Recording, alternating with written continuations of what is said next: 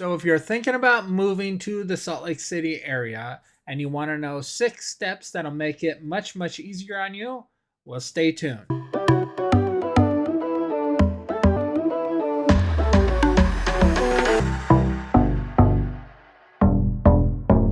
Welcome back, everybody. I'm Greg Spackman, and I'm with the Living in Salt Lake City channel. So if you want to learn everything about what it's like to live here, eat here, sleep here, play here in the Salt Lake City area, then click the subscribe button and the bell to be notified every time I do new videos.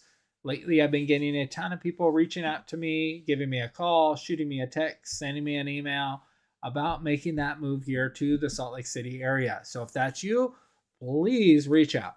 So you want to make that move here. And if you follow these steps, I think it'll make it a much smoother process and it'll make your moving experience much more enjoyable and a lot less stressful. So let's get started. Step number 1, you got to narrow down your location. So we do that by asking you a ton of questions, finding out your lifestyle, where do you want to live, what places do you want to be near? Do you have family here? What kind of vibe are you looking for in the neighborhood? Do you want to be able to walk to coffee shops? Do you want just a coffee shop on your way to work?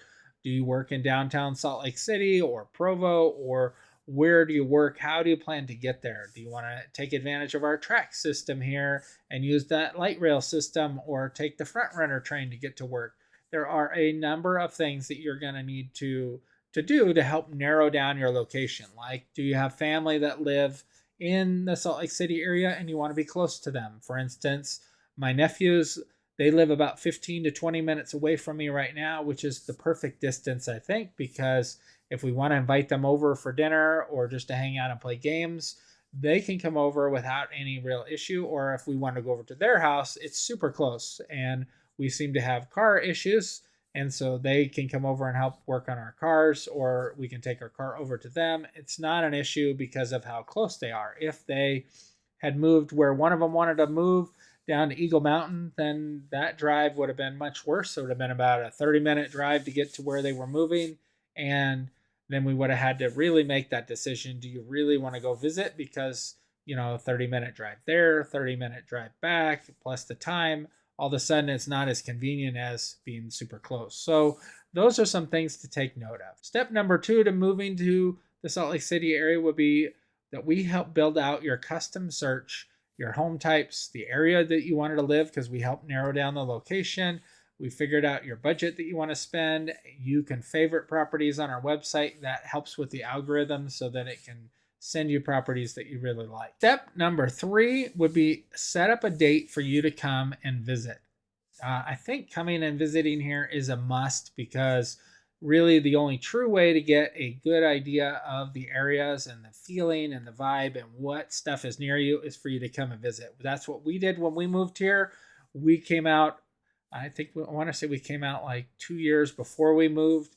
We weren't going to move, then we were going to move, then we weren't, and then we did make the move. So we drove all over and got a really good feeling of different areas of where we wanted to live. Originally, we wanted to move up into the Kaysville area, and then we found out that we really like being in the south side where we are now, in the Harriman Riverton area or South Jordan.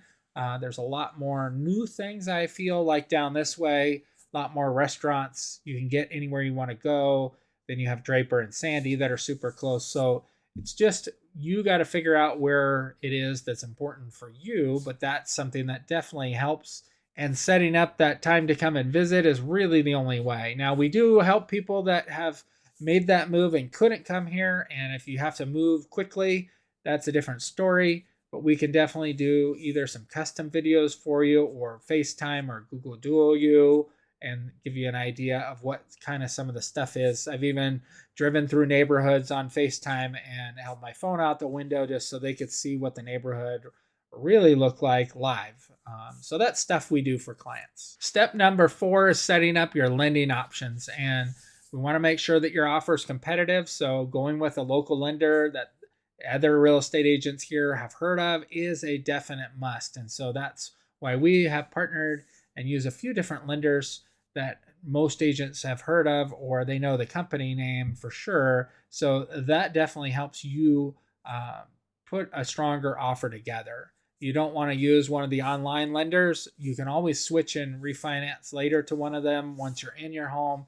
And we definitely have had people do that over the years where they've moved in and then a couple years later they switched to some sort of online loan. Well, then you didn't have the stress of online lending not closing on time or just not getting your offer accepted. If you're going to be selling your home where you're coming from, you're going to want the exact same thing from someone. You're going to want them to, go with a local lender, make your real estate agent comfortable as well. And if, by the way, if you are planning to sell your home and make that move here, you can reach out to me. I have some excellent partner agents all over the US. It definitely helps make things smoother if I can refer the agent.